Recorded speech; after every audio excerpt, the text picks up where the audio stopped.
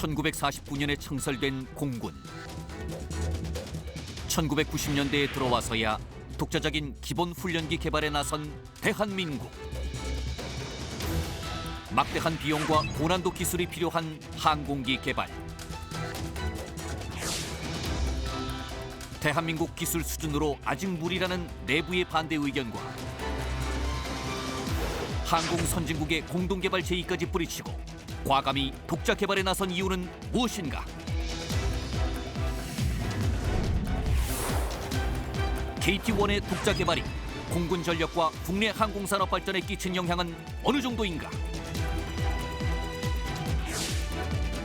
대한민국의 첫 공군 훈련기 KT-1 개발의 주역들과 함께 항공기 독자 개발의 생생한 역사를 만나본다.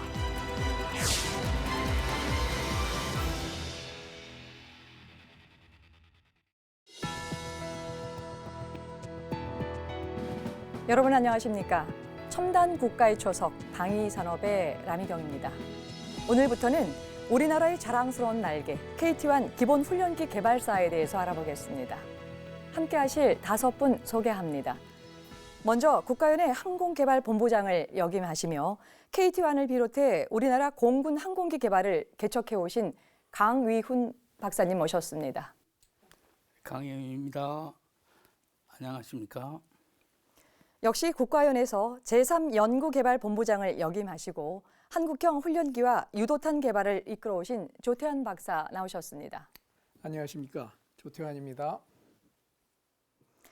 KT-1 기본 훈련기의 탐색 개발을 책임지셨고 국방과학연구소 소장을 역임하신 안동만 박사 모셨습니다. 안녕하세요. 안동만입니다. 역시 국가연에 근무하시며 KTX-1 연구개발단장과 수출형 훈련기 개발에 이바지해 오신 이재명 교수님 나오셨습니다. 안녕하십니까? 이재명입니다. 오랫동안 국가연에 근무하시며 KT-1의 체계 설계와 종합 분야 개발을 책임지셨던 이수용 고모님 모셨습니다. 안녕하십니까? 이수용입니다. 네, 바쁜 시간 함께해 주셔서 고맙습니다. 이제 모든 나라가 영공을 가진 만큼요, 이 국가 안보를 위해서 이 공군력은 이제 반드시 갖추어야 될 기본적인 요소로도 여기고 있는데요. 이제 하지만 모든 국가가 이 자국의 비행기로 이 공군력을 강화시키는 일이 이 소망처럼 쉽게 되지는 않은 것 같습니다. 이제 그렇다면 이제 우리나라 같은 경우에 굳이 엄청난 기술과 또 시간과 자본을 들여서 이 독자 개발을 해야 될 이유가 있는 건지라고 하는 이런 주장이 하나가 있고요. 이 또 하나는 오히려 이렇게 투자를 하기보다는 이 해외에서 이 전투기를 구입하는 것이 더 효용적인 측면에서 좀 가치가 있지 않을까라는 이런 이 주장에 두 가지 주장이 있는데요. 오늘 나와주신 이제 이 5분의 패널 중에서 이런 부분에 있어서는 어떤 의견을 갖고 계신지 먼저 듣고 본격적인 토론 시작하겠습니다. 먼저 우리 강 박사님께서 좀 의견을 주시죠. 예, 저는 좀 개념적인 얘기만 하겠습니다. 왜 우리가 꼭 그걸 개발해야 되느냐 하는.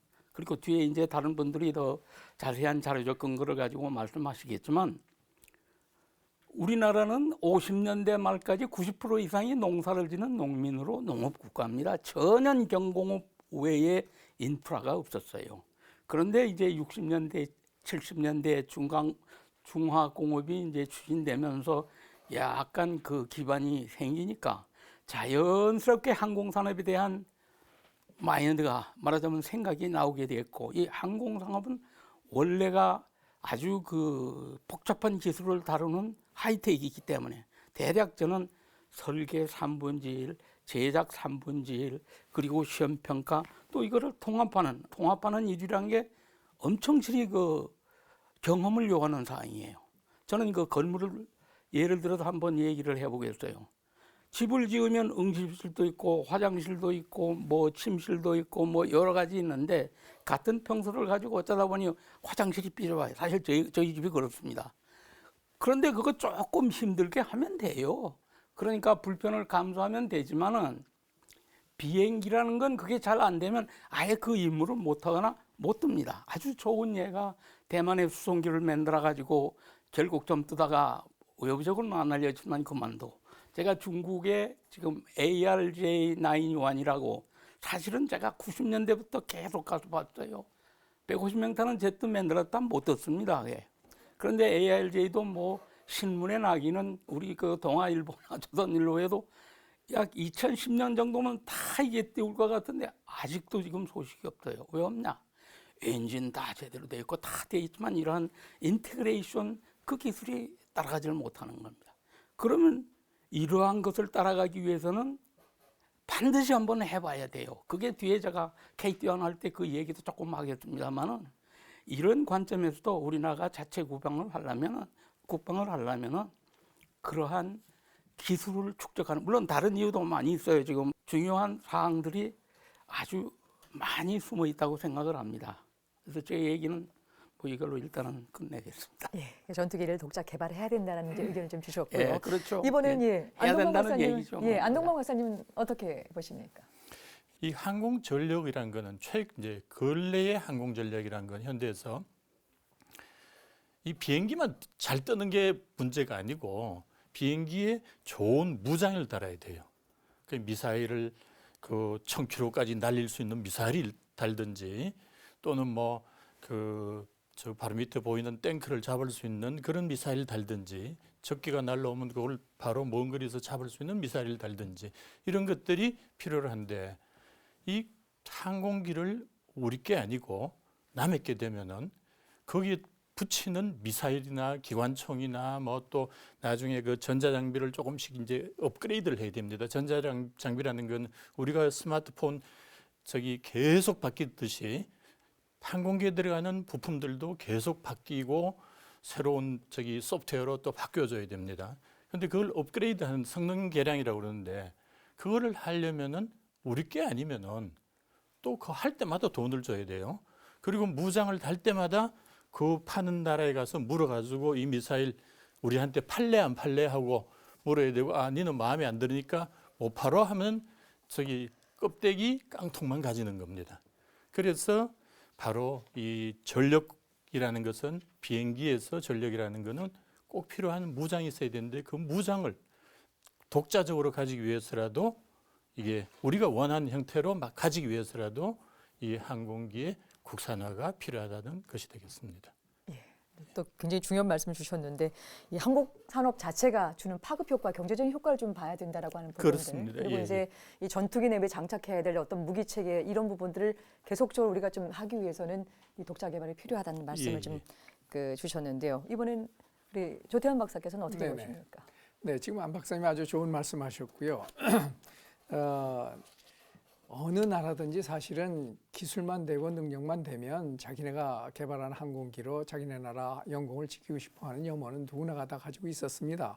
그러나 그것을 못한 것은 워낙 그 전투기나 이런 그 군용 항공기를 개발하는데 기간도 오래 걸리고 정말 너무 엄청난 예산이 들고 그리고 또 고도의 기술이 필요하고 고도의 그 정밀 부품들이 다 필요한 것들을 자기네가 할 수가 없어서 할 수 없이 이제 외국 비행기를 사들여 오는 건데 그렇게 사들여 왔을 때는 지금 안 박사님 얘기하신 것 같이 그 항공 선진국에 기술적으로 전략적으로 종속될 수밖에 없습니다.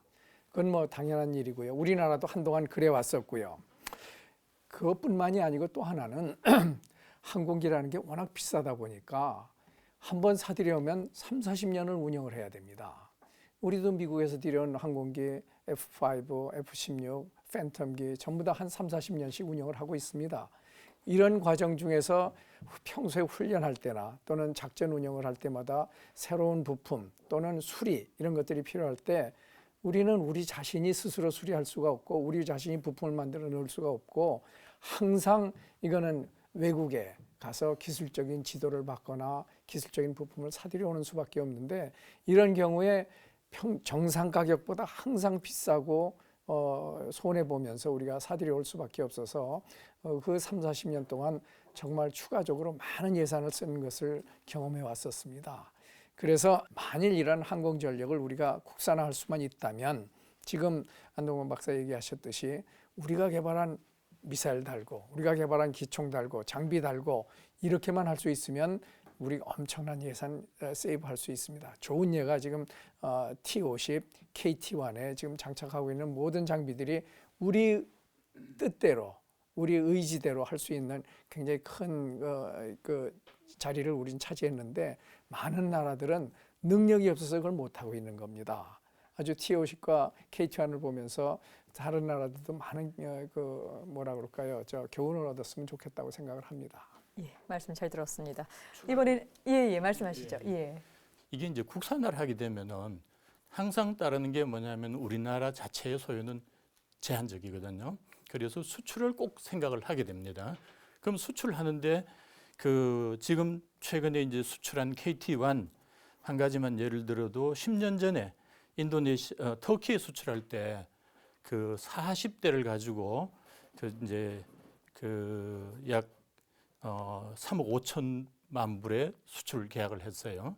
그럼 대당 요즘 환율로 따져서 한 100억 원 정도 되는데 저기 T50은 또 최근 수출에 그 2011년인데 벌써 그 이것도 인도네시아에 16대를 수출하면서 4억 불이에요. 그 대당 뭐 400억이 좀 넘는 그런 저기 돈이 되는데 이거를 우리 승용차로 환산을 해보면요. 승용차 저기 한 3천만 원짜리 승용차 그 KT1만 해도 한 30대 저기 300대 그다음에 T50은 무려 1000대 이런 정도의 저기 효과가 있거든요. 그래서 그런 저기 우리나라 자동차 산업이 지금 이제 세계적으로 중국도 부상을 하고 있고 해서 이 자동차 산업도 굉장히 저기 국제 환경이 안 좋은데 항공 산업은 아직은 안 그렇거든요. 그래서 그런 경제적인 효과도 엄청나게 따라온다는 거. 그것만 해도 충분히 국산화할 가치가 있다고 그렇게 봅니다. 아까 무장을 이야기했습니다마는 이 비행기 자체로도 그렇다는 겁니다. 전투기 한 대를 획득하는 데에는 막대한 비용이 들어간다. 전 세계에서 가장 많이 팔린 전투기 중 하나인 미국 록히드 마틴사의 F-16. 이스라엘과 그리스 등 세계 25개국에서 도입했으며 우리도 지난 1986년 총 39대를 구입했다.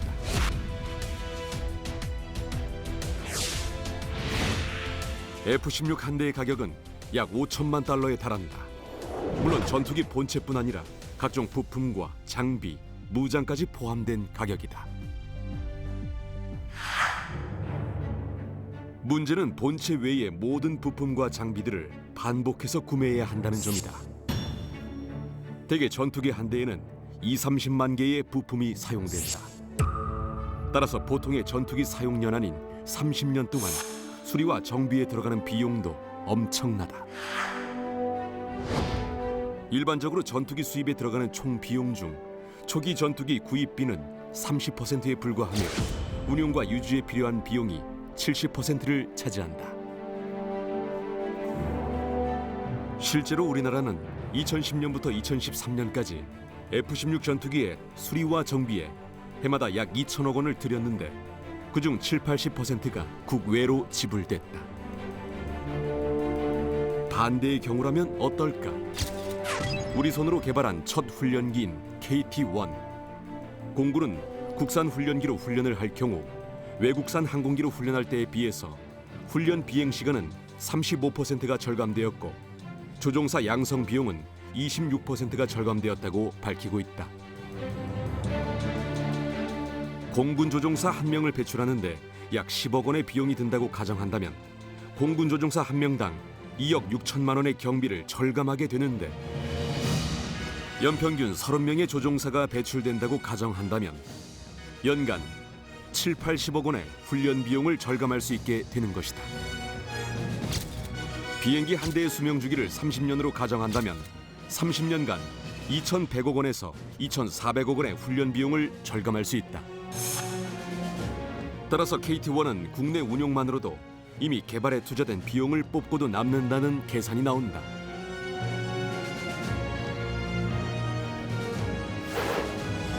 하지만 독자 개발에 성공하기까지는 많은 비용과 시간을 투자해야 한다. 비용보다 더 큰 문제는 시간이다. 우리 군은 그 어떤 경우에도 항상 최선의 전투력을 유지해야 하며 독자 개발을 위해 전력화를 늦추거나 수정할 수는 없기 때문이다. 항공기 국산화와 최강의 항공 전투력 유지, 이 두 마리 토끼를 모두 잡기 위해 과연 어떤 지혜를 발휘해야 할까? 저는 항상 느낀 것이 왜 분명히 우리 국내 국산화하는 게 좋습니다. 그러나 저희들이 아직 휴전 상태래요. 평화 체제가 안 되고 우리가 이 야전 지휘관님들은 항상 언제 어떻게 싸워서 이기느냐 그걸 생각하기 때문에 실제로 외국에서 최첨단 스테이트 오브 아트 최첨단 비행기를 사와서 싸움하는 게 그게 좋은 겁니다. 그러면 이걸 밸런스를 맞춰야 되거든요. 그러면 이게 국익에 뭐가 좋냐? 그러기 위해서는 국가 대전략이 있어야 되고 국가 기술 발전 계획이 쫙 셋업이 돼가지고 이 인더스트리 학계 그다음에 군에서도 여기에 대해서 전부 동의하는 그런 계획을 지금이라도 만들어야 됩니다. 지금도 그런 것들이 지금 공군에서 항공기를 저가 싸우기 위해서 싸울 때마다 이게 논란이 되고 뭐 잘했다 못했다 하고 말이 많습니다. 왜 그러냐? 장기 계획이 없으니까 항상 그게 이슈가 되는 겁니다. 그래서 우리의 어떤 백본 중추적인 어떤 계획을 마련해 놓고 거기에 쭉 가면서 또 의견 수렴하고 수정하고 그런 것들이 저는 장기적으로 꼭 필요하다고 봅니다. 예. 지금 이제 네 분의 패널 말씀을 전체에 이제 모아 보면 그 대한민국 국가 안보를 위해서 공군력, 항공 전력을 강화시키는 부분들은 전적으로 다들 동감하시고 그 전제가 됐던 부분들 이 항공 전력의 이 국산화 부분에 있어서 다들 이제 찬성을 하시는데 그것보다도 이제 우리 그 이재명 교수께서는 이 국가 대전략이 먼저 좀 전제가 있어야 된다. 이걸 바탕으로 해서 이제 차후에 차근차근 좀 해나가야 되지 않겠느냐. 이미 좀 늦은 감은 없지 않나 싶은 생각이 들긴 하지만은 지금도 만드는 것이 좋을 것이다라는 얘기로 정리를 해보겠습니다.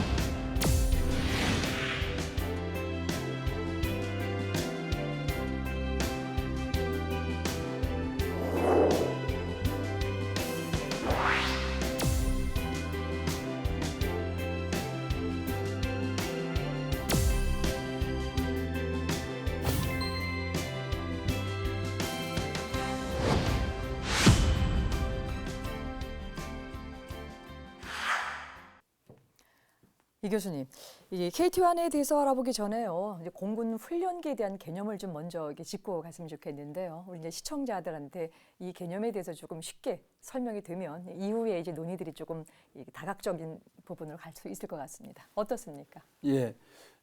훈련기의 개념은 한마디로 말해서 사람이 이 땅에서 다니는 것이 원래 이 사람의 그 행태인데 이 나른다는 것은 새로운 차원이거든요.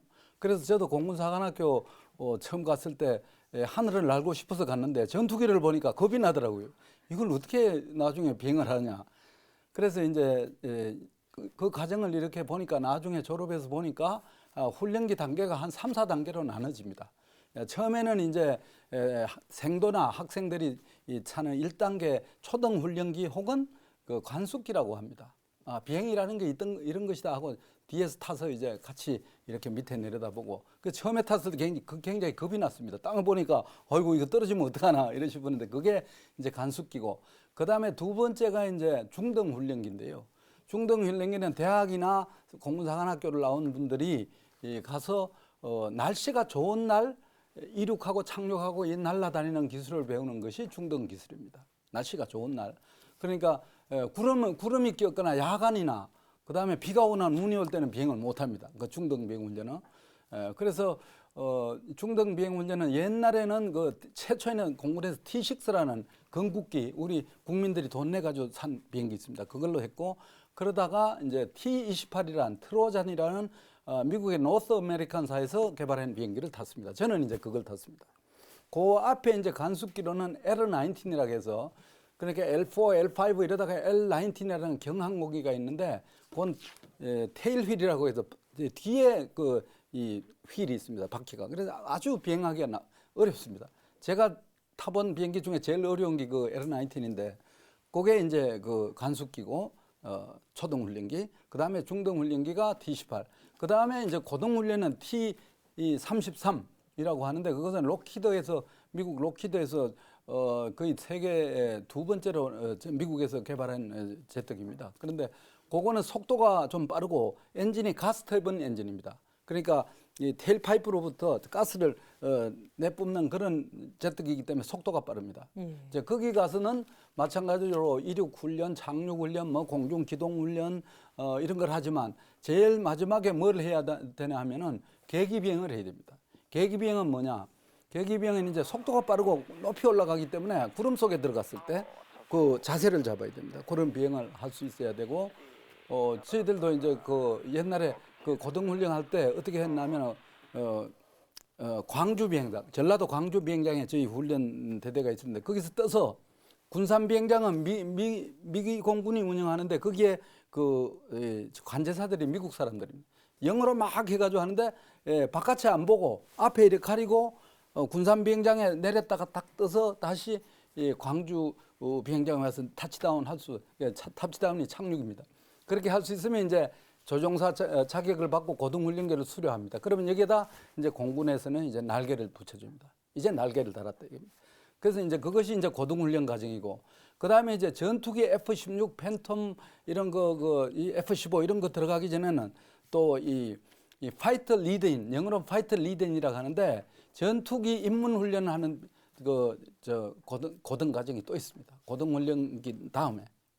그래서 상당히 이게 좀 뭐 의사나 교수님들 같이 대학교 졸업하고 난 뒤에도 계속 이게 아주 전문적인 그런 분야가 되겠습니다. 그래서 이 훈련기에 대한 것은 그러고 보니까 나중에 저도 모르게 팬텀이나 F5 그 슈퍼 마하 2.5 되는 팬텀까지 비행할 수 있는 그런 능력을 갖게 되더라고요. 그래서 다 훈련기의 덕분입니다. 그것이 바로 훈련기의 역할이 되겠습니다. 예, 알겠습니다. 이번에는 조태환 박사님께서. 우리 이제 지난번에 평창 올림픽을 잘 보시면서 많은 분들이 그 경이로운 경험을 많이 했으리라고 생각하는데 세계 정상급 스포츠맨이나 예술가들 또는 아주 그 놀랄만한 기술을 가진 장인들이 하는 행동을 보면 물론 그 사람들이 어려서부터 타고날 때 그 타고난 자질도 물론 있지만 사실은 오랜 기간 동안 피나는 노력을 거쳐서 이제 그런 장인의 경지에 도달하는 걸 우리 많이 볼 수 있습니다. 네. 그런데 이 사람들도 처음부터 아주 고난도의 기술을 막 연습하는 것이 아니라 맨 처음에는 아주 기초 단계에서부터 시작해서 단계별로 기술이 올라감에 따라서 이렇게 점점 고난도의 기술로 해서 나중에는 이제 달인이 되는 그런 것과 똑같이 우리 전투조종사들도 마찬가지입니다. 사실은 공군은 우리나라의 아주 고가의 첨단 항공기를 운영하고 있는 아주 안보의 주축이 되는 그런 기관인데 거기에 운영하고 있는 첨단 장비를 운영할 때 아무나 막 운영할 수 없다라고 하는 것은 우리 다 주지의 사실인데 그 첨단 장비를 운영하는 정예 조종사들이 사실은 우리 그 첨단 조종사들이 되는 것이죠. 근데 이 사람들도 공군사관학교에서 지금 뭐 이재명 박사님 얘기는 다 잘 하셨습니다만 졸업을 하고 소양을 갖추고 지식은 갖췄다 하더라도 직접 그 첨단 조종 그 비행기를 조종한다고 하면 너무나 부담이 돼서 조종을 못하는 것이고, 그래서 맨 처음에는 아주 그 저기능의 저속에 그리고 조작이 쉬운 비행기서부터 시작해서 차근차근히 올라가서 이렇게 비행을 하도록 되어 있는 것이라서 아주 우리 훈련기라고 하는 것이 우리 공군의 그 정예 조종사를 육성시키는데 아주 필수적인 그러한 장비가 될 거라고 저는 이렇게 생각을 하고 있습니다. 예, 알겠습니다. 자, 이제 그렇다고 한다면요. 이제 우리가 갖고 있는 KT-1은 어떤 훈련기인지 기본적인 설명을 좀 듣고자 하는데요. 이수영 고문님. 먼저 이제 KT-1의 기본 재원과 이제 특징을 좀 이제 설명해 주시고요. 마침 오늘 좀 모형도 좀 갖고 나오셨는데 이제 특히 어떤 장점을 갖고 있는지 그 다른 나라의 훈련기와 좀 비교해서 설명해 주시면 고맙겠습니다. 지금 여기 보시는 모델이 저희들이 탐색 개발 단계도 탐색 개발, 선행 개발, 실용 개발 이렇게 3단계를 거쳐가지고 KT-1이 탄생했습니다. 그 중에서도 탐색 개발 처음 시제기를 2대를 저희들이 만들었거든요. 그 중에 이제 형상이 그 탐색 개발 형상인데 1호기는 안타깝게도 개발 기간 중에 사고가 나서 없어졌습니다. 그리고 2호기는 지금 전쟁기념관에 역사성을 인정받아가지고 전쟁기념관이 가 있는 형태가 이 형태입니다. 지금 제가 특별히 이게 보기가 힘든 모델이 돼가지고 옛날에 만든 거라서 갖고 왔는데, 나머지 지금 양산 이후에 쭉 나온 모델은 뭐 시중이라든지 또는 항공 관련한 사람들이 많이 보유하고 있는데, 어쨌든 요 모델은 엔진 마력이 550마력입니다. 지금 양산돼 가지고 공군에서 운동하고 있는 거는 950마력. 보통 사람들이 이 훈련기라고 하게 되면은 상당히 개발하기가 쉽지 않느냐 이렇게 생각하기가 쉬운데 실제적으로 이런 훈련기를 개발을 하고 있는 나라가 몇 개국이 없습니다. 도리어 전투기 개발하는 나라보다도 더 적은 것 같아요. 지금 현재 이제 저희들도 많이 배웠습니다만 스위스의 필라투스 항공사라는 회사하고 그다음에 브라질의 엠브레아 항공사가 이 두 회사가 거의 우리 훈련기급에서는 시장을 장악하고 있고, 저희들이 이제 후발주자로 해가지고 카이가 지금 그래서 국제 시장에서 훈련기 구매를 한다고 하게 되면 이 세 나라가 거의 참여를 하고 있으면서 이제 미국에서 개발한 그 항공기는 필라투스 항공기를 모델로 해서 미 공군에 적합하도록 이제 엔진 마력을 좀 높인 그러한 비치크래프트사에서 만들고 있는 T6 텍산이라는 훈련기가 있는데, 이 4개가 이제 캔디데이트를 하는데 어쨌든 만들고 있는 회사가 생각보다는 없고, 그 다음에 호주라든지 또는 그 남아프리카 공화국, 그 다음에 그 독일까지도 펜트레이너라고 하는 훈련기를 개발을 하다가 결국은 중단을 하고, 그 정도로 이게 생각보다 상당히 고난도의 기술이 요한다고 볼 수가 있습니다. 그 한 예로서 뭘 예를 들 수가 있는가 하게 되면은 비행 조종 계통인 경우에는 이 모든 조종을 에어레론인 경우에는 에어레론 작동을 하게 되면 비행기가 이런 방향으로, 그 다음에 성강타를 작동을 하게 되면 비행기가 올라갔다 내려갔다, 그 다음에 요 라다를 움직이게 되면 이제 횡방향으로 이런 방향 전환을 하도록 이렇게 삼축 운동을 하게 돼 있거든요. 그런데 이러한 운동을 일으키는 게 결국은 이 컨트롤 서피스 조종면이라고 하는데, 이러한 조종면이 움직이면서 공기력을 받아가지고 반대 방향으로 움직여줘야 그게 항공기가 거기에 반응을 해가지고 움직이는데, 그러한 힘들을 조종사가 견딜 수 있는 범위 내에서 이걸 다 옵티마이즈 해야 됩니다. 그러면 전투기인 경우에는 그 속도도 더 빠른데 어떻게 하느냐. 그런 경우에는 전부 유압과 컴퓨터가 조종관을 조종사들 실제 힘은 얼마 들지가 않아요. 조금 움직이게 되면은 거기에 따라 가지고 유압의 힘으로 해 가지고 컨트롤 서피스가 움직이기 때문에 조종사 힘하고는 관계없지만은 이 훈련기인 경우에는 웰 바란스가 돼 가지고 조종사 힘 내에서 이게 모든 기동이 이루어져야 되기 때문에 상당히 개발하면서 조종 시스템 개발한다고 상당히 어려웠던 이런 경험도 있습니다.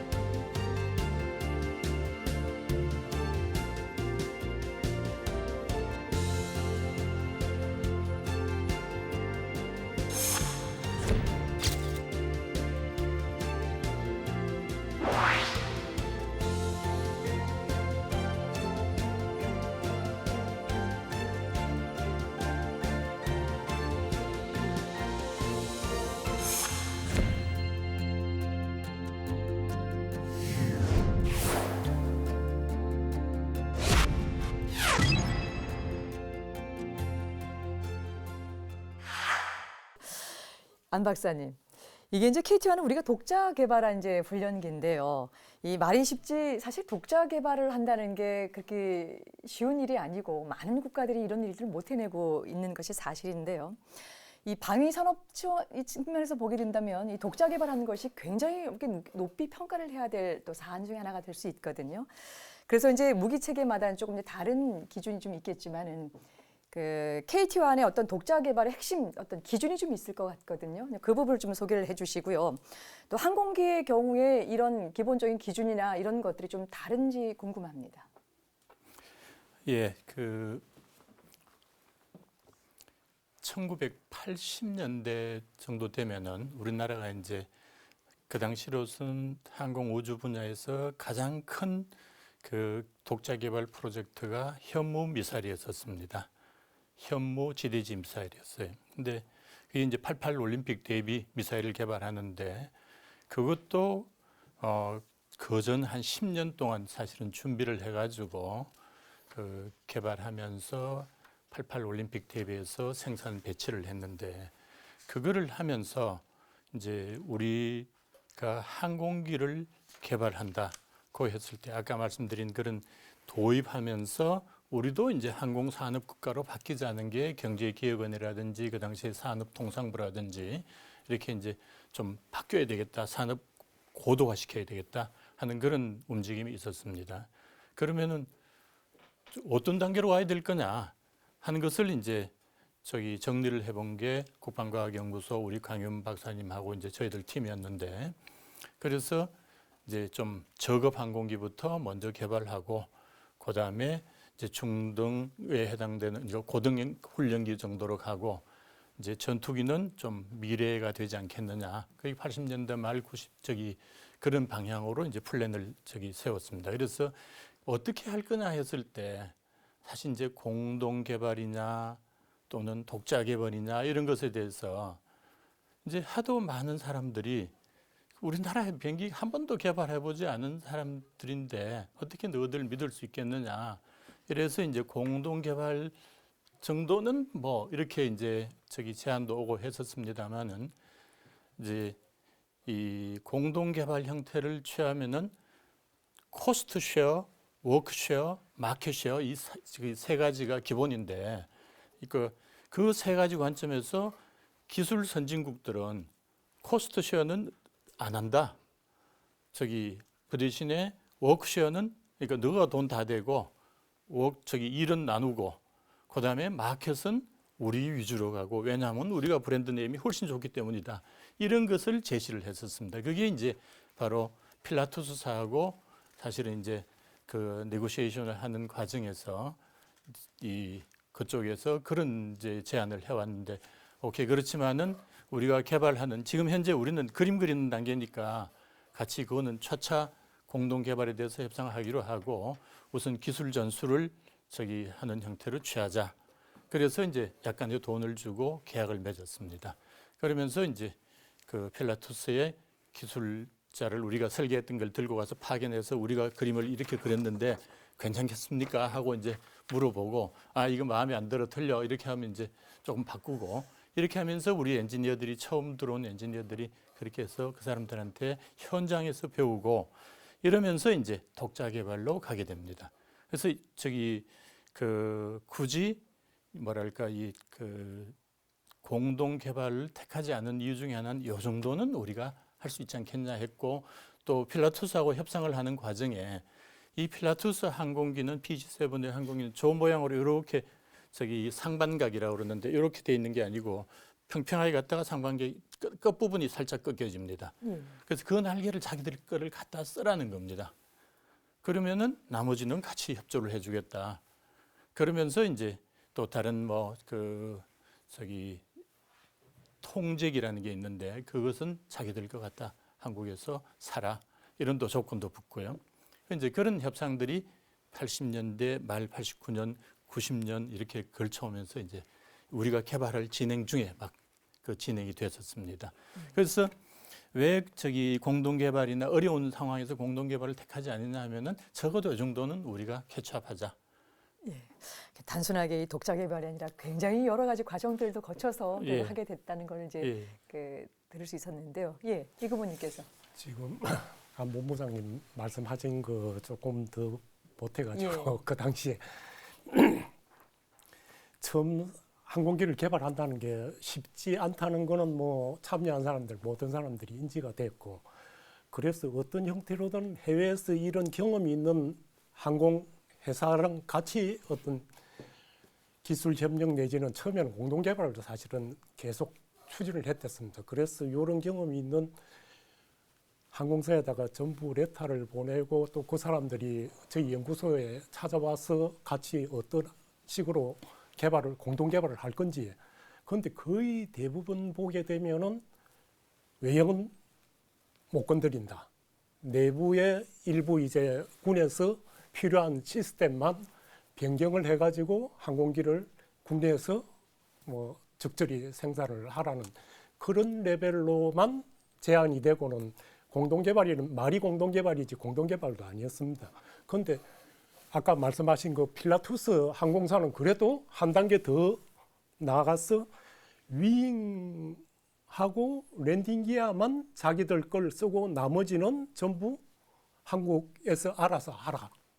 그렇게 상당히 좀 딴 항공사에 비해서 파격적으로 제안을 하기는 했습니다만 저희 엔지니어들 뭐 본부장님 이하 쭉 보게 되면은 이 항공기라는 게 날개가 얼마나 중요한지는 앞으로 계속 이야기가 될 겁니다. 이 날개 때문에 거의 사업이 죽다가 다시 살아남는 경험을 이후에 하게 되거든요. 처음에 이 날개 형태를 제가 같이 이제 디자인을 하면서 좀 더 좋은 항공기를 만들어 보고자 일반적으로 쓰는 이런 날개꼴이 아닌 조금 수정된 모 형태를 땄다가 이 항공기 특성이 상당히 어려움을 많이 겪었는데 좌우지간 필라투스에서 그렇게 주장하는 게 나중에 보니까 위잉이 얼마나 중요한지를 그 사람들이 겉으로는 이야기는 안 하지만은 실제적으로 저희들이 하는 과정에서 그걸 느꼈고 그다음 T-50인 경우에도 보게 되면은 락히드 마틴하고 같이 쭉 코업을 하는데 위잉은 거의 자기 걸 그대로 쓰는 식으로 이렇게 됐어요. 그런데 위잉을 만약 그 사람들 거 쓰게 되면은 앞뒤 조종사 똑같고 이 위잉이 결정되게 되면 꼬리에 요 글이라든지 형태라든지 거기에 안 따라갈 수가 없습니다. 거기에다가 엔진 마력 비슷해.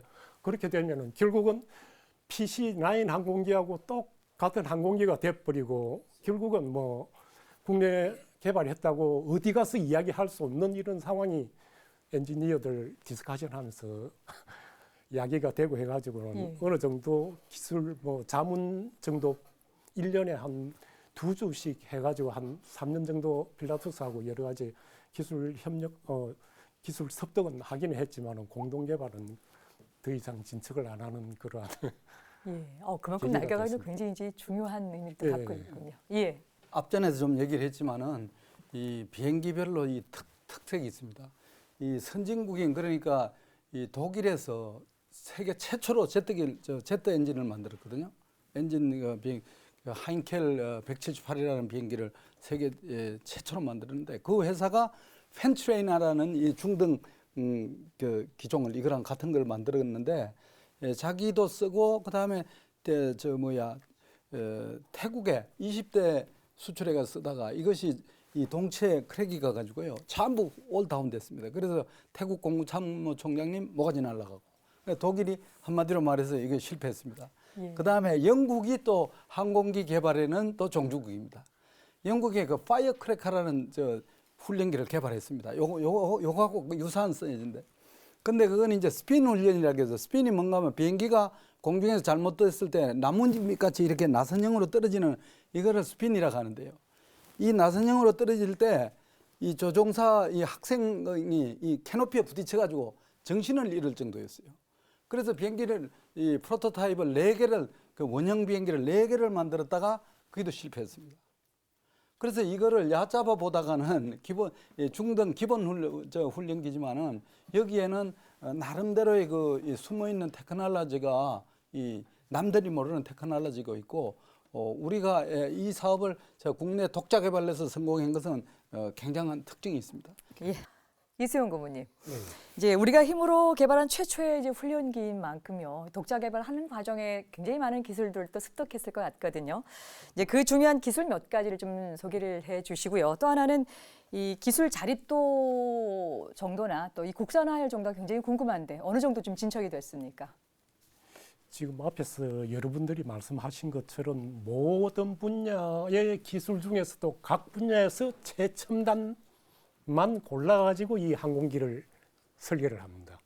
그래서 이제 어떻게 최적화할 거냐, 어떤 한 분야만 이렇게 좋은 장점을 갖게 되면은 이 모든 세상사도 다 마찬가지입니다만은 어떤 좋은 점이 있으면 항상 나쁜 점이 있거든요.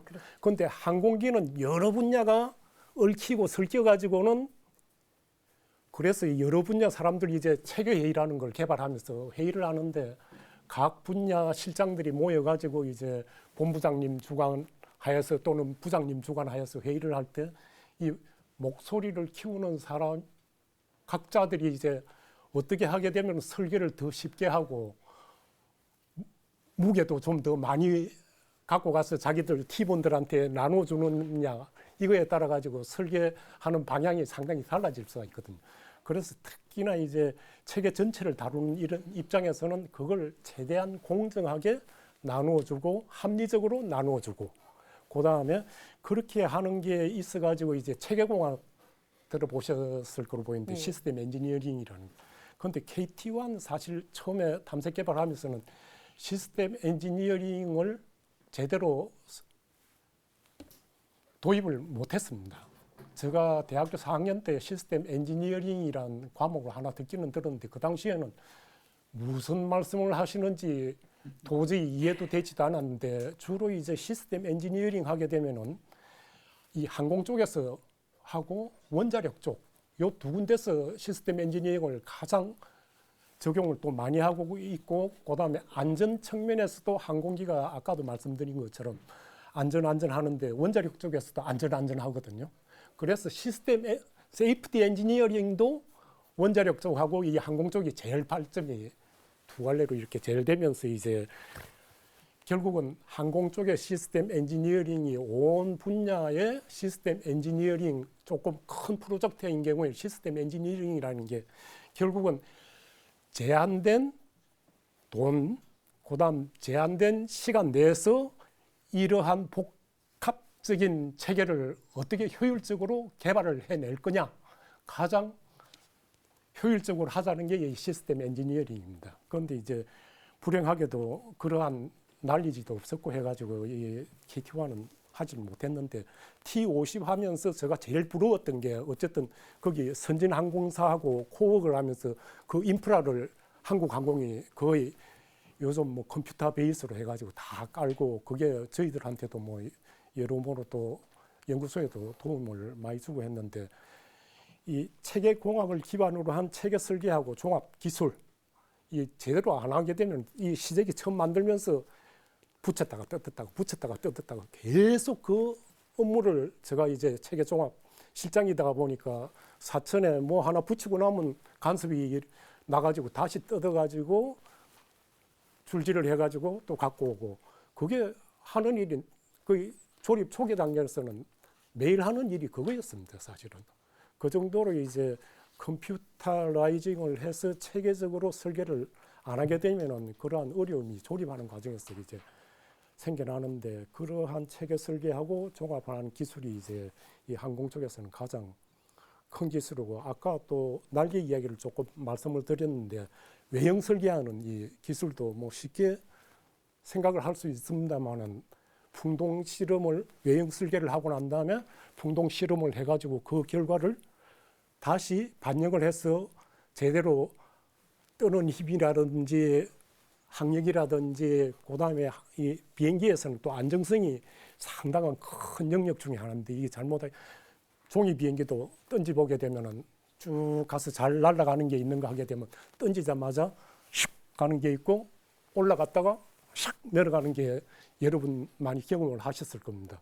그것처럼 이제 항공기도 그 안정성을 따져주는 이러한 어려운 분야가 있고 그 외에 이제 이 구조라든지 추진 계통, 그다음에 항전 장비, 그다음 랜딩 기어 안에 들어가는 산소 뭐 여러 가지 시스템이 다 인테그레이션 돼야 되기 때문에 그거 하나하나가 다 중요하고 아까 기술 자립도 하고 국산화율을 질문을 하셨는데 기술 자립도인 경우에는 저희들이 100% 요급에 한해서는 저희들이 갖고 있다고 이렇게 볼 수가 있습니다. 왜냐 하게 되면은 저희들 뭐 기술 습득은 많이 했습니다만은 기술료라는 걸 해외 지불하는 경우가 없기 때문에 기술 자립도는 100%고 다시 개발한다 하더라도 저희들 기술로 충분히 가능하다고 이렇게 보기 때문에 기술 자립도는 100%고 국산화율인 경우에는 두 가지를 가지고 국산화율을 따질 수가 있는데 이 항공기 전체 만들어내는 부품 수에서 국내에서 만드는 부품 수가 몇 가지느냐 그거에 의해서 따지는 부품 수를 베이스로 한 국산화율 그 다음에 항공기 전체 만드는 데 들어가는 돈에서 해외로 물건을 사면서 지불하는 돈을 뺀 가격 대비 국산화율 두 가지를 따지는데 일반적으로 요즘 국방 사이드에서는 비용을 가지고 다 따지고 있습니다. 그 KT1인 경우에는 부품 베이스로 하게 되면 90% 이상이 국산화율을 이야기를 할 수가 있고 가격인 경우에는 여기에 들어가는 이제 엔진이 물론 부분적으로 국산화를 하고 있습니다만은 상당 부분이 그쪽에서 많이 들어오고 그 다음에 위기 상황에 조종사가 사출을 할 수 있도록 시트가 사출 좌석 그거는 마틴 베이르카라고 영국에서 세계에서 뭐 하는 회사밖에 없다시피 하니까 그거 가격이 상당히 되고 그 다음에 항전 장비 일부 들어오는 게 있어가지고 전체적으로 보게 되면 한 70% 정도라고 이렇게 말씀드릴 수가 있겠습니다. 예. 국산화율을 보통 우리 방위산업 쪽에서는 지금 이 고문 이야기한 대로 해외에다가 얼마나 돈을 주느냐 이걸 가지고 국내에서만 쓰는 돈을 국산화율로 봅니다. 그런데 사실 민수 분야에는요. 우리가 오더를 줘가지고 여기 맞는 어떤 부품을 만들어 와서 우리 브랜드에다가 집어넣으면은 다 저희 국산화로 쳐버립니다. 그러니까 국내에서 만들지 않고 해외에서 만들더라도 그래서 그런 의미로 보면 사실은 이건 우리 브랜드이기 때문에 100%입니다. 예, 알겠습니다. 이제 그렇게 이제 다양한 기술을 획득했으니까요. 이게 부수적인 효과도 굉장히 클 것 같은데요. 조 박사님. 네. 이제 KT1 개발이 이제 우리나라의 항공기술 관련 산업 분야에도 굉장히 영향을 좀 줬을 것 같은데요. 그렇습니다. 어떤 영향을 좀 미쳤을까요? 뭐 여러 가지 큰 영향들이 많다고 생각을 하는데 저는 이제 이걸 크게 나눠 가지고 한 세 가지 정도로만 말씀드릴 수 있는 것이 KT1이라고 하는 것을 사업을 시작하기 전에 많은 의심을 가지고 이게 좀 이렇게 배관시하던 많은 사람들이 이것이 성공하고 난 다음에 우리 공군, 산업계, 정부도 할 것 없이 우리도 훌륭한 비행기를 만들어서 우리도 쓸 수가 있고 해외 수출도 할 수 있겠구나라고 하는 자신감을 준 것이 우선 제일 크다고 생각을 하고요.